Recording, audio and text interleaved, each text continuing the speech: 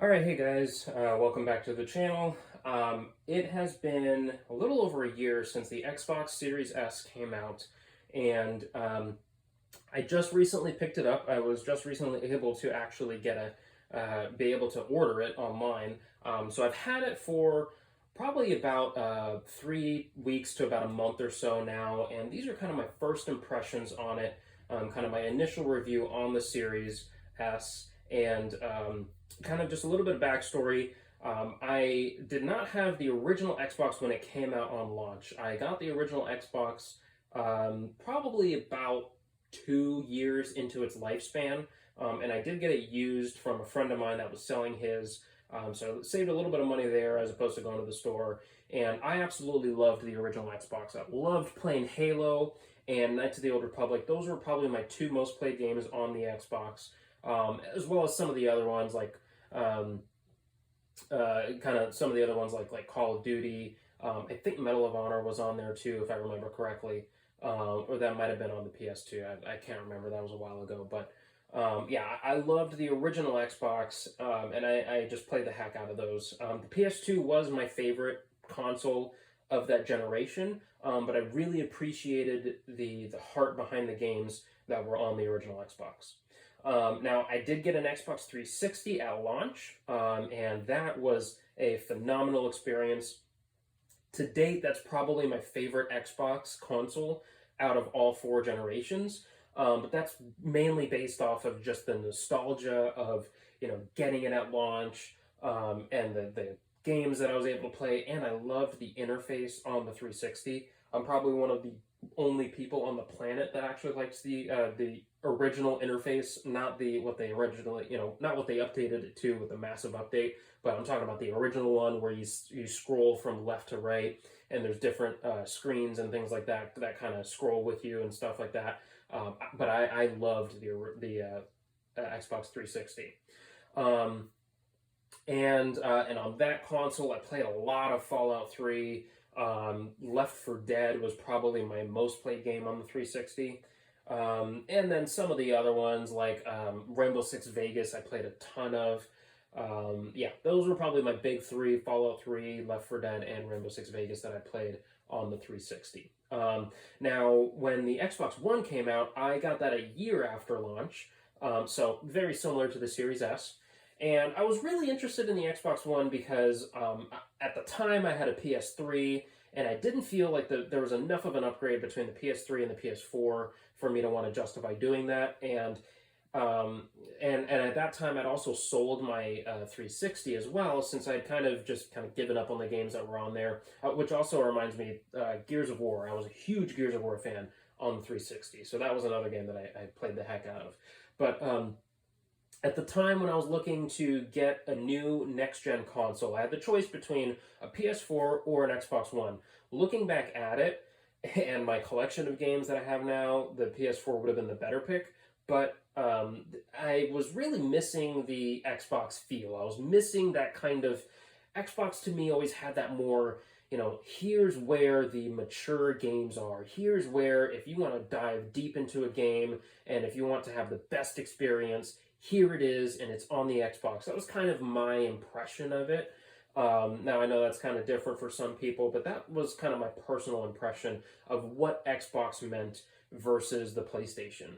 And this is coming from somebody that had the PS1, basically every generation of the PlayStation. And at that time, I was a little bit burnt out on the PlayStation, and I felt like the PS3 was a massive improvement over the PS2, and there wasn't that much to be made on the PS4, so I was kind of losing my steam on PlayStation in general.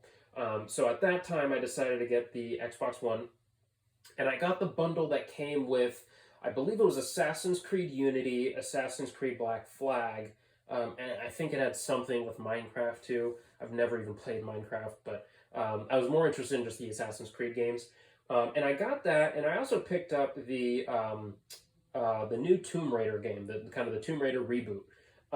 And I loved the Xbox One when it came out. I loved it probably for the first year that I had it. So this was probably 2 years into its lifespan. And yeah, I played the heck out of the Tomb Raider game. I also got Dead Rising 3.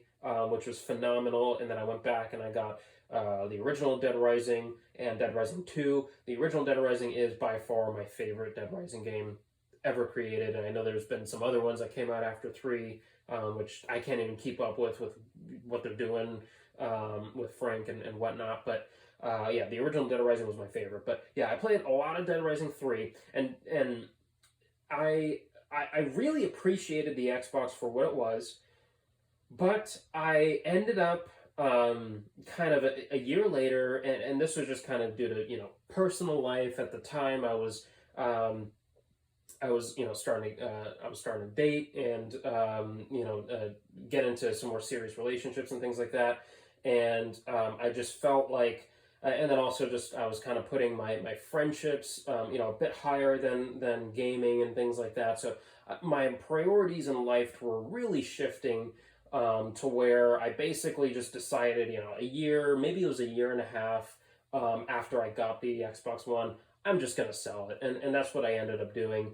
And so I ended up selling the Xbox. I sold, I even sold all my other consoles too, my PS3, the 360 I'd already sold, and some of the other ones I'd already sold as well. So I basically sold a lot of my big console systems, and I was kind of done with gaming for a while. And then in 2020, right when the pandemic hit, I decided to pick up a PS4, got some games for that, and then this year, at the end of 2020, when they announced the details for the consoles and everything, I really wanted to get a new next-gen console, but it just wasn't in the budget at the time. And I kept up with kind of the shortages that they had, and when I saw that I finally had an opportunity within the budget as well as with it being available, I decided that I was going to get a new Xbox, because currently I am in a similar boat that I had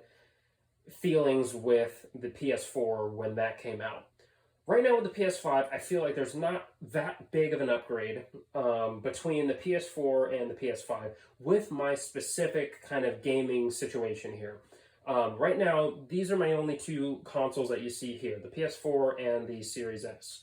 Now, I didn't feel that there was enough of an upgrade between the PS4 to the PS5 as far as, graphics and the UI and the different, extra features that they have, that it warranted me to get basically an upgraded, what felt like an upgraded PS4 Pro that has more expensive games on it and still doesn't offer backwards compatibility.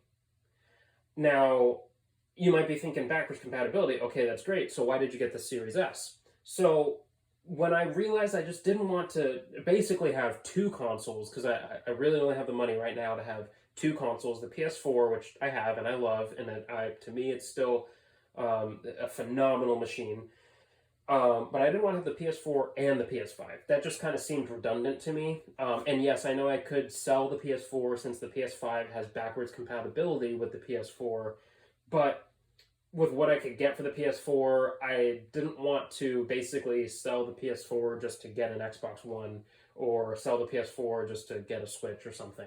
I don't know. Just for me personally, this is the setup that I wanted: a PS4 and a Series S, or rather, a PS4 and an Xbox. I'll get to why I went with the Series S in a second.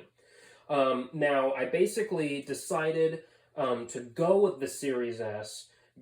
When I decided to get an Xbox over a PlayStation 5, I had two options, because I didn't want to get an Xbox One or a One X or a One S. I decided to get the next gen. And so I had two options, the Series X or the Series S. Part of the reason I went with the Series S is that the Series X was still by far sold out. And, there was no way I was going to, reasonably see that be available to me and for a while. So that basically left me with the Series S. That was partially the reason why I went with it, was because of availability. Now, if it were up to me, and with the budget and everything like that, I absolutely, if I just had to wait one more month to get the Series X, I would have done that. Absolutely. It's the more powerful machine. It has the disk drive. And aesthetically, I like the look of the Series X better too. But I went with the Series S because, and this is kind of weird, but I am a very physical games kind of a gamer. I like collecting the physical games. I love the discs. I love the cases. I was joking about this the other day with my wife about, back when, for Christmas I would get brand new games and I would only get like, maybe one brand new game a year.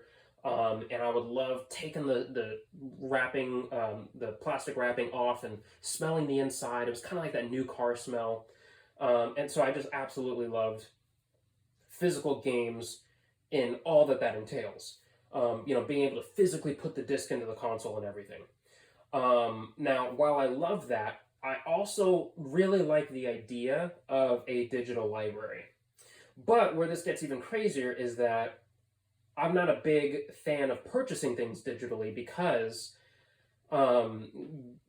basically, if something happens with the licensing for a game, then it could become unavailable. Just wake up one day and a game just can't be played anymore because they lost the license to it and you can't play that game anymore. You're not allowed to get into the game. Or, you really wanted a game and you wanted to save for it, and basically, the game you wanted to save for it and you wanted to wait another month to get it, and you basically lost your chance because now a month later they lost the licensing, or whatever could happen, and you basically can't get the game. It's not available if it was a digital only game. But I do love the convenience of digital games. So with the Xbox, I love the Game Pass service. Game Pass, I could do a whole video on Game Pass, but I absolutely love Game Pass. Right now, I'm playing Halo Infinite and Skyrim, two games that if you had told me a year ago that I'd be playing, back when I was deep into the PS4, that I'd be playing these games, I would think that you're crazy, in the sense that, if you had told me that I'd be playing them digitally and that I would love them and everything like that, and that I would be able to play them, because I really didn't see myself getting an Xbox, a year and a half ago or so, then yeah, I would have thought you were crazy. So now I have the Xbox Series S, and I have Game Pass. I have access to hundreds of games. Well, maybe it's not hundreds, but I have access to a whole bunch of games.